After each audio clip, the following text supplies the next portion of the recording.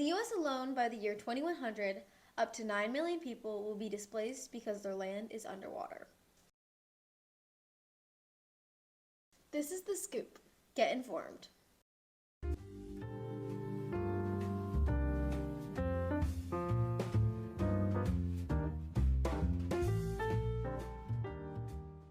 Welcome back to The Scoop.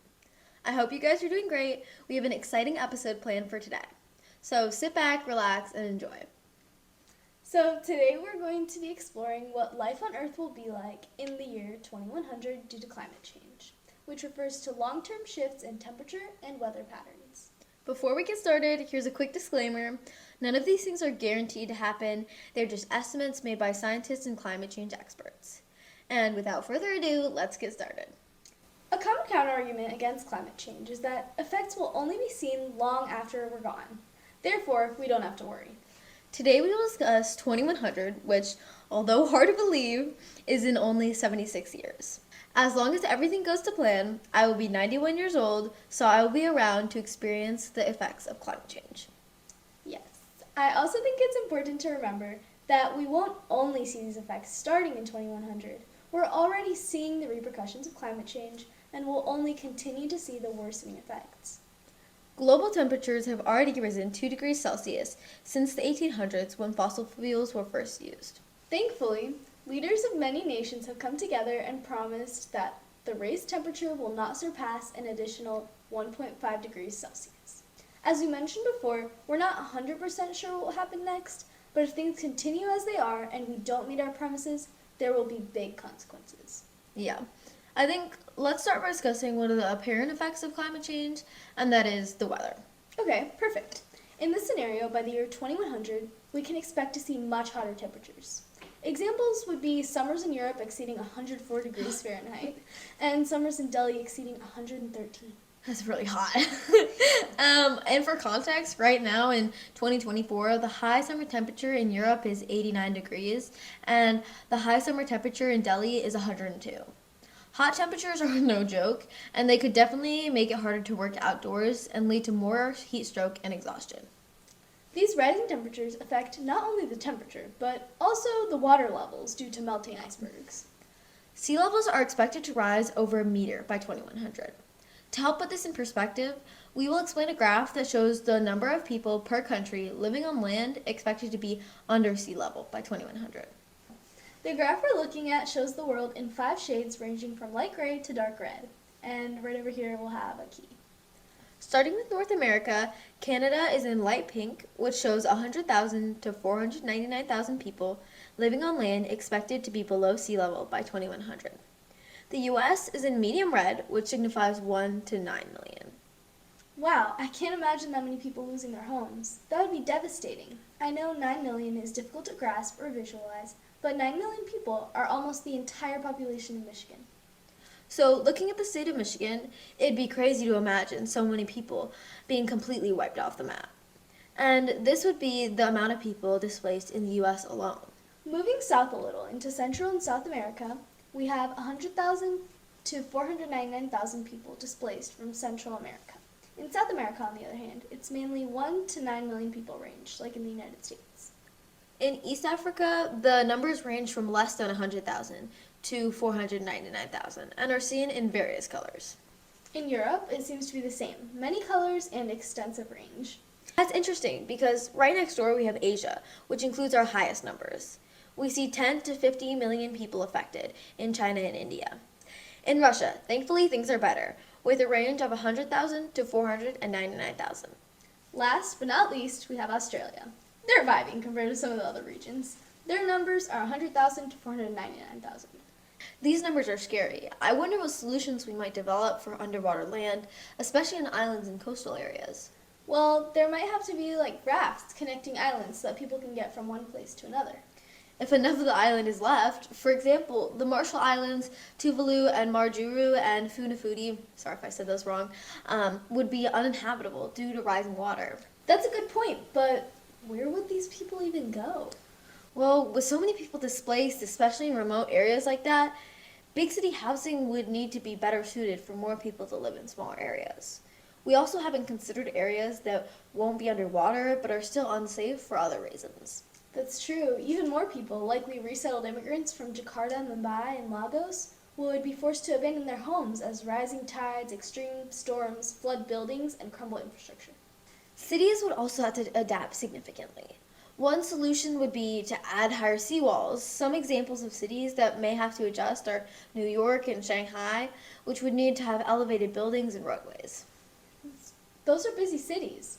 They'd probably be more crammed from the number of people, and that might even cause a problem with food. Yeah, we haven't even thought about resource consumption. And food supply would be more limited due to unpredictable weather conditions and less land to grow crops due to rising water levels. I bet fruits and products grown in tropics or even subtropics would be more rare because of intense heat waves and increased humidity, which would make it impossible for farmers to work outside. Not to mention the unpredictable heat waves, droughts, and floods that would cripple small-scale farmers in Africa, Asia, and South America. They produce 1/3 of the world's food, so that would be devastating. That could be hundreds of millions of people pushed into hunger and famine. Can you imagine the price of food if it becomes so limited? We would probably have to rely more on animals if we can't grow crops, right? I don't even know if that would be an option because animals face their own struggles with climate change. With rising temperatures, we could also see many animals going extinct as their habitats change. Hey guys, sorry to interrupt the podcast, but we just wanted to add a quick message from today's sponsor, Follow. We personally love this brand. It makes the cutest bracelets that come in many different colors, and each one tracks an endangered species. Kendall has a shark bracelet, and I have a giraffe. Follow works with nonprofit organizations to create bracelets that come with real animals to track. You not only get the cute bracelet, but using their app, you can track your animal and learn about them. For example, my shark's name is Zipper, and he's an adult hammerhead shark. And this is my bracelet. Throughout his life, I get real-time notifications as he moves to different places in the ocean. Yes, I got a bracelet for my birthday, and I was so happy to receive it. It's so cool to watch my giraffe Basharo's whereabouts. And I'm happy to support this great cause as it helps preserve our world's habitats that climate change is hurting. Whether you're buying a bracelet for yourself or as a gift for someone else, I know they will love it. When you're ready to track your very own animal and help save the planet, go to myvela.com/thescoop to get 10% off your first purchase. Now, let's get back to the podcast. Yeah, I know it's hard to imagine, but kids could be learning about animals we take for granted, such as seals, crabs, and coral. These animals could all go extinct due to the rising ocean temperatures. I know it's crazy to imagine, but animals will go extinct if things don't change. Another example is the green sea turtle.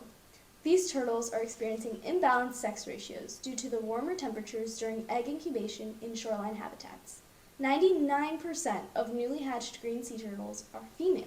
It's really interesting to see the unintended consequences you wouldn't initially think of when you hear about the rising temperatures. So, yeah, in conclusion, it turns out we're screwed.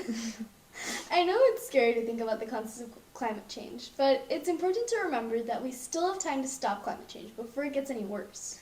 Yeah, and it's easy to start making changes today.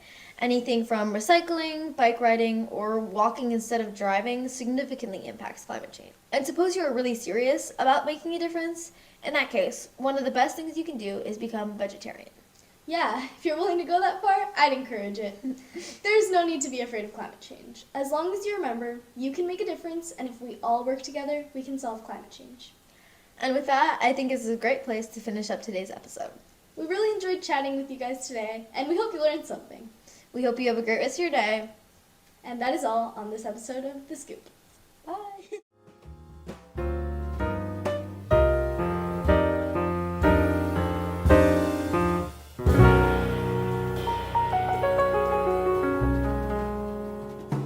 I start laughing, I will cut that part out. Making fun of the bloopers. Hi. And we're like, hello. Do you think they have a girl president? Definitely.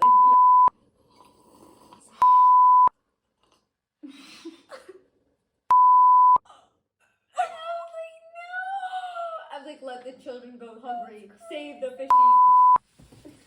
I'm looking for in finance. You in today's video, we're gonna be touching mics. Black screen.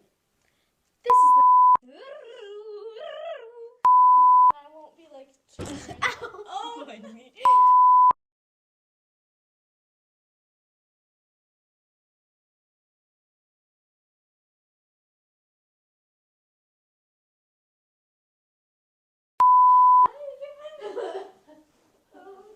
I hope you guys got scared. And now,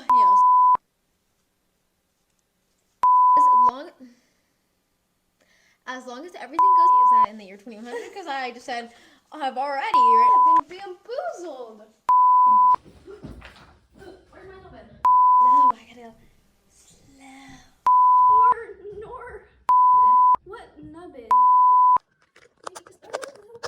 Okay, let's plug this one. Or am I still on? Phalo. To support this great cause as it helps preserve our world's habitats and the climate. As it helps preserve our world's habitats. Stop. And help save the planet. Go to myphalo.com. Sorry. And help save the planet. Go to. Quick disclaimer: we're not sponsored by anyone. Okay. When you're ready. Oh my God, it's not funny, but when you're ready, when you're. When you're. Oh my gosh! I'm not. Can we just like do like a little dance break?